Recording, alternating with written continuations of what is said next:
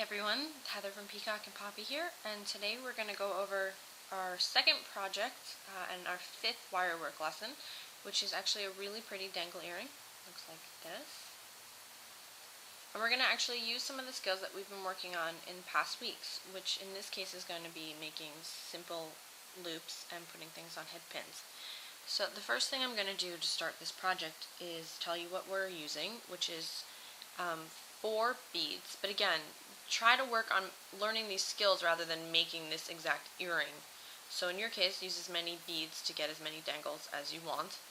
I'm using head pins. I am using 1 long head pin and 2 short head pins, but by all means, use whatever size head pins you're comfortable working with. At this point, you're probably still going to be more comfortable working with longer head pins, so use longer head pins. It's not a big deal. We're also going to need the usual bent or flat nose pliers, round nose pliers, and a pair of wire cutters. Okay, so to start with, and we're going to use some wire this time. I'm using 20 gauge silver plated wire, but you're using whatever 20 gauge wire you have at home. So to start with, I'm going to string all my beads on my head pins. I'm going to put the 2 red beads on the shorter head pins, and this is just a design preference. Again, you're going to put them on whatever size you want, and obviously whatever colors you want. And I'm going to make 3 simple loops on the top. So I'm going to just make loops through my head pins. Same as before, I'm using a head pin, holding it like this, bending 90 degrees, and then making the loop.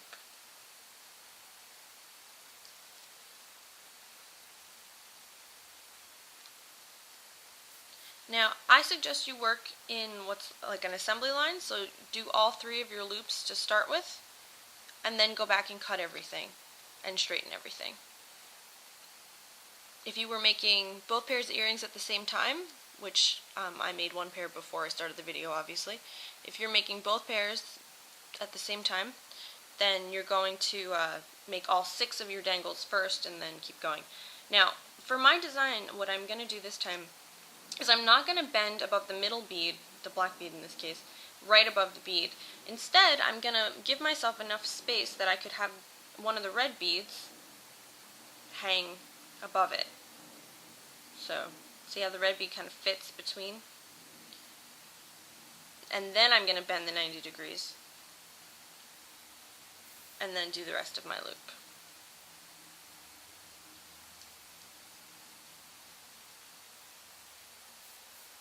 Then I'm going to go back and cut everything.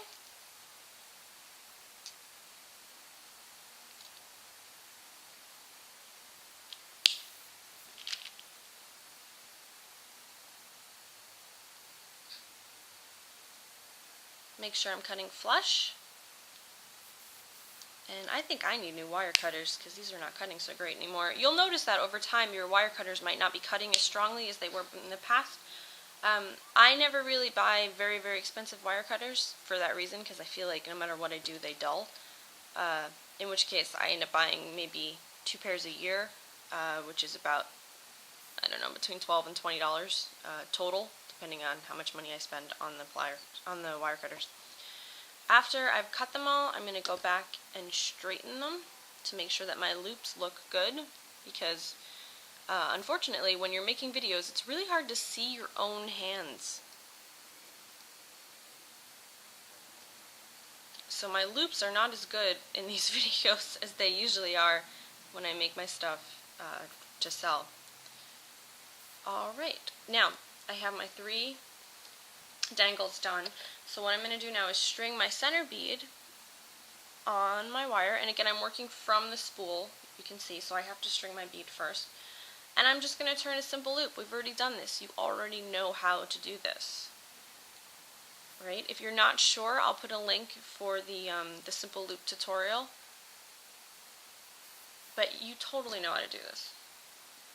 So I make loop on one side, push my bead all the way up, bend 90 degrees right underneath the bead, and finish the other side to make the loop. And then I'm just going to snip go back, make sure my loop is closed all the way. You can see it's still kind of open. And that's it.